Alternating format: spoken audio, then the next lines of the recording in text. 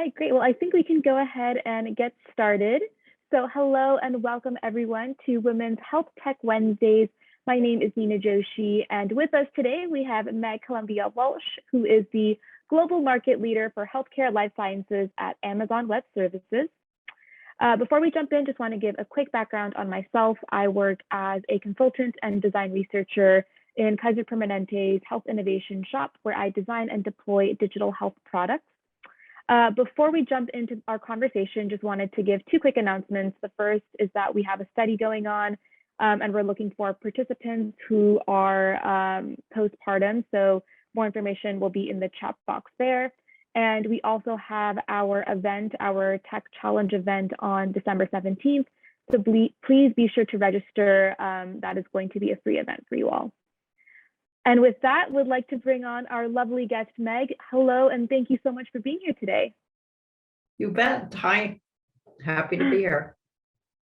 All right. Well, we are so excited to learn more about you and just kind of chat. So maybe a good place to start would be for you to tell us a little bit more about your background and kind of the journey that led you to where you are right now. Yeah, happy to do it. Hi, everyone. I will share my LinkedIn and email afterwards. I started my career wanting to be a doctor, and because I was on a basketball scholarship, I was not able to do that. This was prior to the NCAA, and so I had to change my major and decided instead to focus my career on healthcare. So I started actually working for the telephone company and Johnson & Johnson, and that becomes important later. I then moved into the ad agency business, and I was a pioneer in the first direct-to-consumer advertising. And in 1996, so I'm really aging myself, I was managing Clarendon, who you all know well, and the product managers of this blockbuster at the time drug wanted a website. This was very, very early before the commercial web. And so I searched around and tried to find people to build websites. And at this time, the corporations did not have IT departments. I know it's hard to imagine. It was mainly networking and large internal computers and mainframes and so forth. And so I searched around to build this website because I was such a good girl and a good account person wanting to do the right thing for them. Couldn't find anybody to build it and quit my job. Told my mom I was going to quit my job. She thought I was insane, had a heart attack. And I found a bunch of random tech guys, and we built the first commercial website on the internet for a pharmaceutical company, which was Clarendon. And I had founded a company at that time, although I did not know I was an entrepreneur. I didn't even know what that was. But I named the company Health Tech Digital Communications, and that was what built that first website. Well, soon after, every pharmaceutical company in industry came after us because it was so exciting and they wanted to participate. And within a year, I had an offer for that company to be bought. And at the time, I was on the board of trustees for Rider University, and I was like, no, I'm not giving you my company. That's crazy. I knew nothing about it. And the chairman of the board of Rider was a Deloitte partner. And I said to him, they want to buy my company. What do you think about that? And he was like, absolutely. What are you, crazy? And so that started this wild career that I'm in. So I sold Health Tech to Interpublic Group and built every large and first digital for every pharma, and then was asked by Medscape, which many of you know, to answer then, because I was the only one in the industry with that experience, how would consumers use the web? The reason I'm sitting here today is because then I wrote a business plan for my thoughts on that. And I started to build that for Medscape, the first consumer site on the commercial internet. And then within 3 months, CBS Corporation, like CBS News, came to us because a producer had been misdiagnosed with cancer, and the only place they found the proper information was Medscape. And so Oh, wow. CBS bought $150 million for 33% of the company and media, and we became CBS Health Watch, and I became famous, and we went from there. What's important for this group on the phone is that I would not have been hired as a CEO for a public offering at that time. I would not have been chosen to lead an initial public offering as a woman. Very few women to this day have led an initial public offering for a company. I am myself one of the most successfully exited women in the country, and yet most of you on this call probably don't know my name, but if I was a man, you would definitely know my name, without question. I have founded 4 companies and an IPO and sold them to the Fortune 200. But what CBS Health Watch did enable me to do, that was taken public and then sold to a company that then used it as the basis for the first consumer website for WebMD. Wow. And so, you know, what it did enable for me, though, however, was to then start a lifetime of not only being an entrepreneur as well as a corporate executive, as I am now in between, but to take every new technology and introduce it to the industry, but also to mentor just a heck of a lot of women behind me, because I am very bothered that still to this day, we have trouble getting funding. We have trouble, you know, getting the exposure that we need. And so I'm all in for that, and all in for speaking to all of you or helping any of you for that reason. So that's how I got to where I am. That's an incredible story. I think even just everything you were saying was so inspiring. Would love to learn from you. You know, you have such an expansive career. What kind of intrigued you about healthcare, and how did you really kind of develop these ideas or these thoughts that you had kind of into something, you know, more sustainable? Yeah, that's a good question. When we started in the industry, even in advertising and certainly in pharmaceuticals, and I was a sales rep for Johnson & Johnson to start, you really had to know the science. The way the industry started was very serious, and it was very much about educating physicians and educating consumers about whatever the products were, and especially the disease state. So my initial foundational education was very scientifically oriented.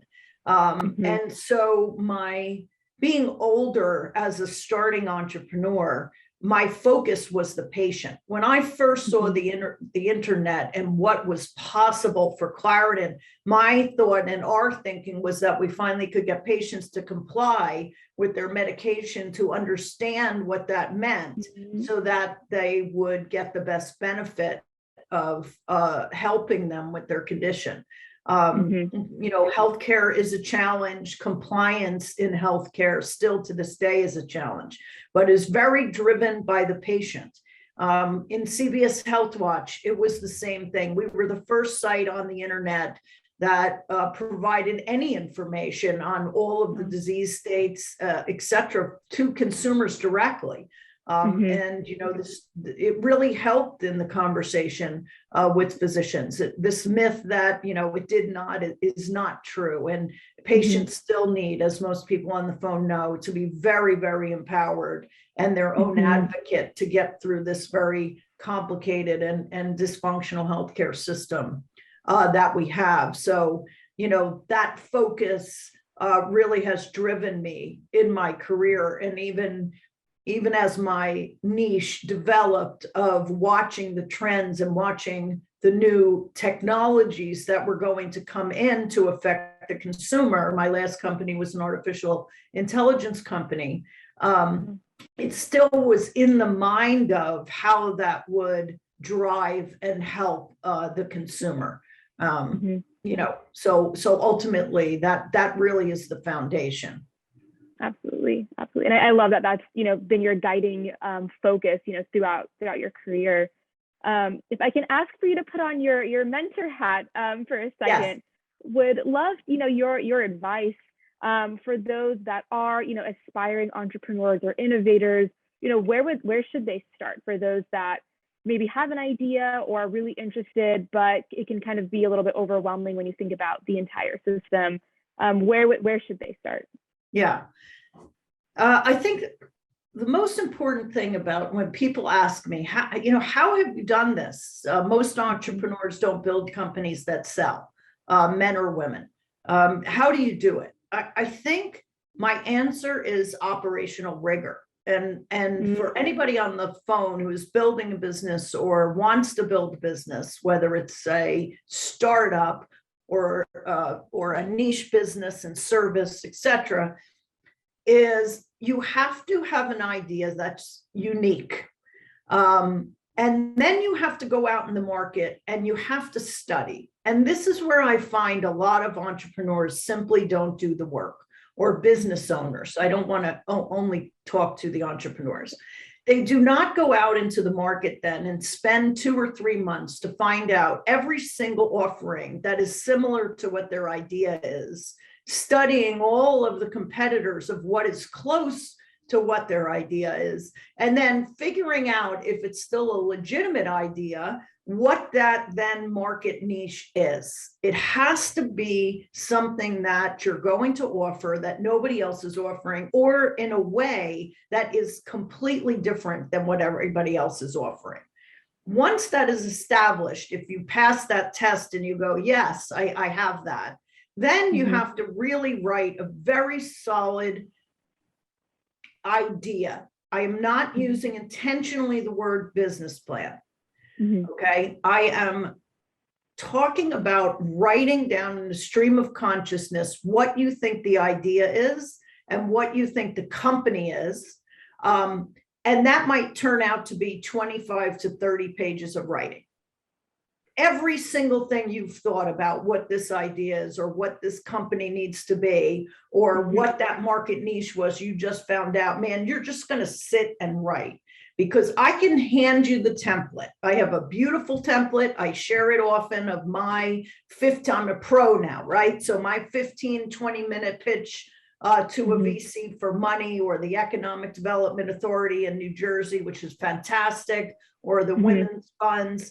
I can give you that deck, and it takes a great story. You'll see exactly how I do it, but I can't sit and help and mentor and teach you that until you've done that work to find the market, find the competition, to find the niche, and then write your thoughts, right? Because those thoughts and everything out of your head is going to formulate what goes into that deck, besides the serious financials and etc. So that is very key. And I don't find a lot of people take that time.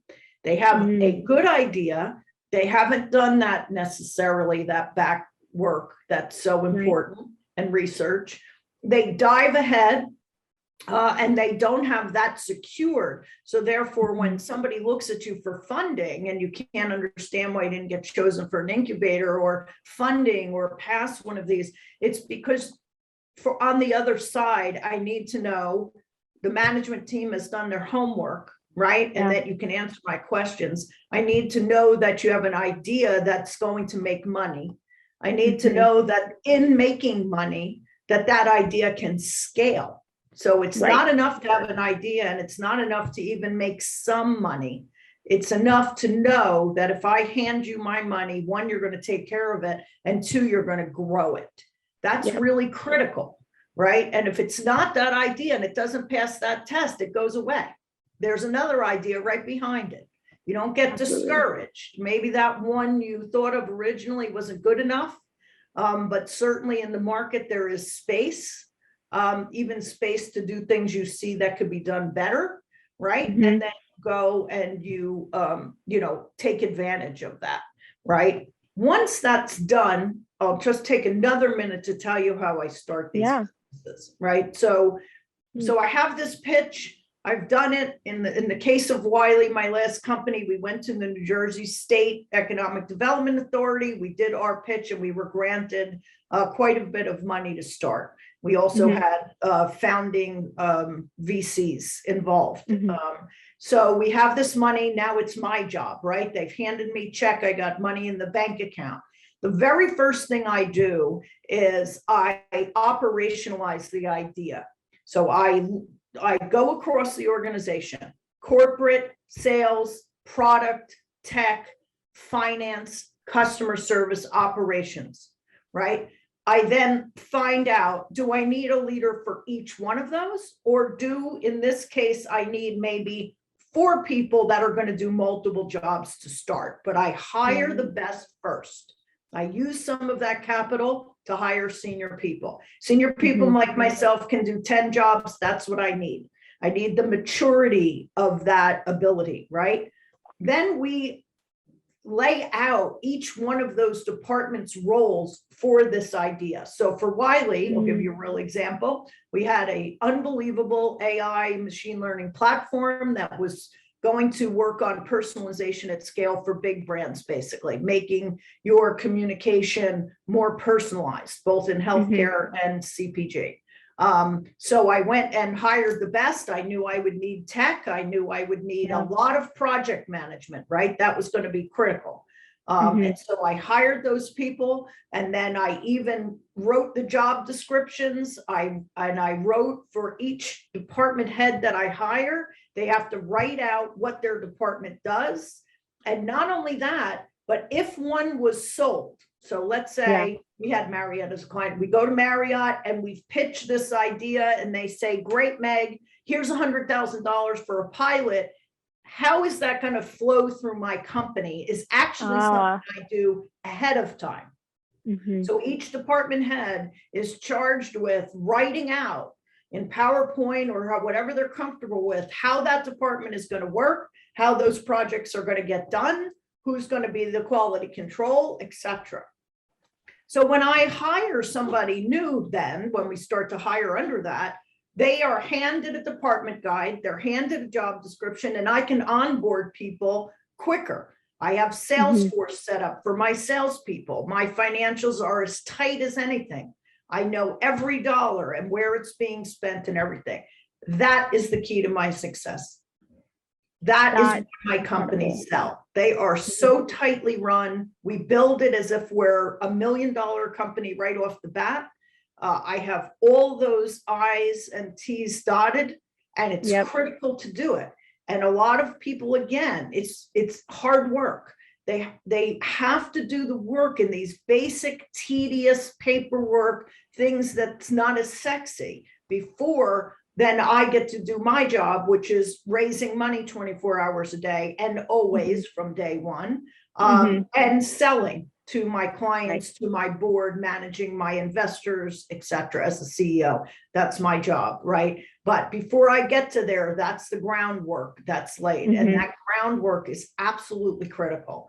And once that happens, and we begin to sell because we've worked so hard on how it's going to be done and how we're going to do that, then as I scale, so I get another client, there's no chaos. What often happens in a startup is they don't do that hard work up front, and then they get to a year point, and now they're in a crisis.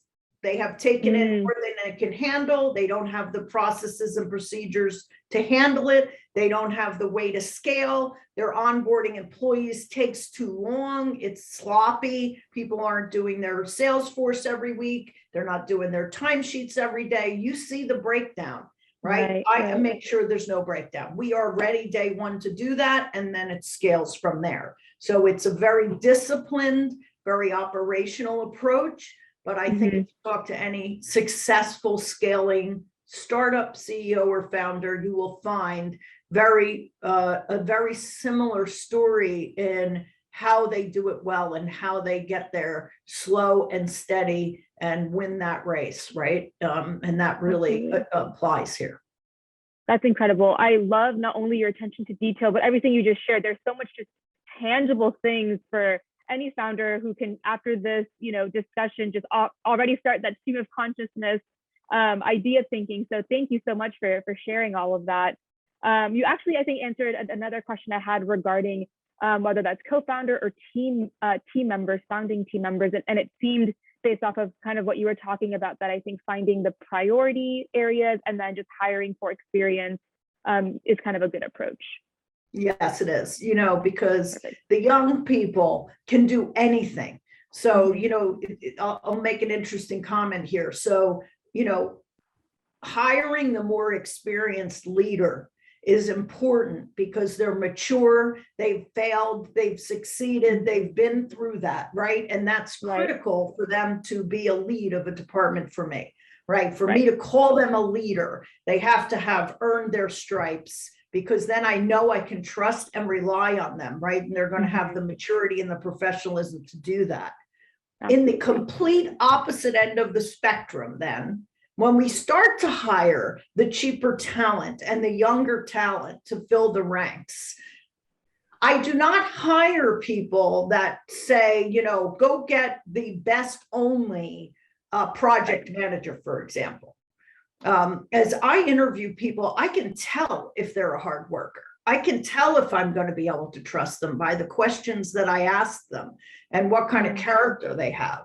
And what I push people, and I hire 50% diversity on all my teams have to be diverse, whether it's women, minorities, it doesn't matter. What I find with people coming out of school, or even people 5 years experience and under, is if they've passed my test of quality, person, hard worker, character, they can do anything. I love young people. I push them to the maximum. I say, you're going to be VP of client service. They're like, what? I've never done that. That's always their first reaction. Haven't done that. Oh my God, what does that mean? And you'd be so shocked at when you're tough, and I'm tough, as you can tell, when you're tough and you have discipline, but they can trust you that you're organized and leading and that you're doing well. And then you tell them, I bet you can do this. And where you can't do it, we're going to help you. You cannot believe what people can do. I don't have an example where I have done that and they have come back to me and said, I'm folding my tent. This is too much. I do not have that example in jobs that they've never done. And then they experiment, and you give them a few different jobs, and man, they'll find their niche. All of a sudden they're humming. They're like, I really like client service, or I really like this sales, Meg, or boy, that project management is more me. I want to do that. Right. That is a beautiful thing. And again, I only had 23 people at Wiley. Only 8 tech people, and we were managing Marriott, Dell, Adidas, all these huge companies, J&J, Pfizer, etc. And they'll do it all. It's incredible. Yeah, that's amazing. And I think I definitely can see how that approach of just really hiring for quality, integrity, character, rather than skills, which can of course be learned, has definitely served you well. That's amazing. Wanted to pivot a little bit and ask you about kind of the fundraising side of the house. And for any, founders, entrepreneurs listening now, what would be kind of your advice or some of the strategies that you've employed when it comes to kind of getting that initial funding? Yes. So all the great news about all the bad news. So we have lived through some trying times. The beautiful thing is, boy, we have a voice. The minorities have a voice. We have a voice. Women have a voice, and everybody's ready as a result. There are more funds for women that have been started than ever before in history over the last 5 years. There are more minority-facing funds available from states, etc. So the funding pipeline is there. If you have done the work, and have that homework and have that pitch that I was talking to you about, and good mentors like myself and others, when you're walking in, the first thing I recommend is who. So again, you've done your homework on the funders, right? If if you look at the very large VCs that have said we're going to help women, they're going to do it the same old way. They're looking for a big scalable idea. They're going to put you through a very rigorous privileged process that's been going on for years and years. That's not going to change. That white glove level is going to be the same. Then you're going to go down a level to middle funders. I had these for Wiley because we had a really client already at a very promising technology. I was able to get a seed level that was not just an angel round, right? They are a little more flexible, and their job, they're willing to work with the founders, right? They're there to help. They have smaller portfolios, very involved with the founders, etc. But again, you want to research them because they are all specialty. All of the funders are specialized. They specialize in healthcare. They specialize in CPG, in food service, etc. So you have to do your homework. You make your list. Big, medium, and then the seed players, like who are the angel funds for women? There are plenty of them. They are out there. They're dying for you to join their incubators. They're dying. But again, you know, when I do that, I'm there. So one thing I got to tell you, you know, you have to be there. So when I make that big, medium, and small seed list, I go. I'm running around every day of the week. I'm in Philly at this incubator. I'm running to New York for the JP Morgan. I'm going to this one. I'm going. I put in the work. And let me tell you why that's important. Pitching is a sale. And even if that funder is not going to fund you, I fundraise, and that's what you read a lot about. You're always fundraising as a CEO, right? I fundraise because when I sit in front of somebody, I'm going to impress them, right? If my idea is developed and it's a good one and there's some positive feedback around it, right? I'm going to impress them. Why is that important? They're going to ultimately at the end of the meeting, and especially now because I'm a woman and they want to help, they're going to say, you know what, Meg, we're not going to fund this, but we're going to introduce you to Steve, or we're going to introduce you to this fund, or I want you to call me back when you get to the B round. You know, so you are building relationships in the industry and building trust and building also reputation, right? They didn't know you before. Now you're walking in and they're, wow, you know, I didn't know who you were, and this is really impressive, and this is fantastic, right? So all of that is really, really important. And it starts from that good idea, and it starts from going to the incubators. And if it starts with 10 grand, then it's 10 grand more than you had. Right. And then you have to use experienced mentors. You're not doing this in your garage. That's a myth. You're going to find experienced women, people like myself who have done it, and you're going to sit with them and you're going to ask for their time and you're going to take the time to do it. But you're only going to approach them once you've done your own homework. But if you have done your own homework and there's a legitimate idea, you want to make sure you get guidance so that those pitch decks are beautiful and good. Your story is tight. You can handle the negative feedback they're going to give you and the beating up they're going to give you, because they're there to help and they are giving you that feedback to help you, right? To develop that final pitch. So when you're up in front of the room, man, you're rock solid. You're going to sound fantastic, because in 10 pitches, somebody's going to fund you. If the idea is good enough, and you do all that work, groundwork, you will be taken care of. You will get funding. It's there. That's incredible. And I just realized we are right at time. I feel like we need a part 2 of this conversation. You have so much, you just have a wealth of knowledge to share. And I can definitely see how everyone is really just, I already have some great next steps for myself.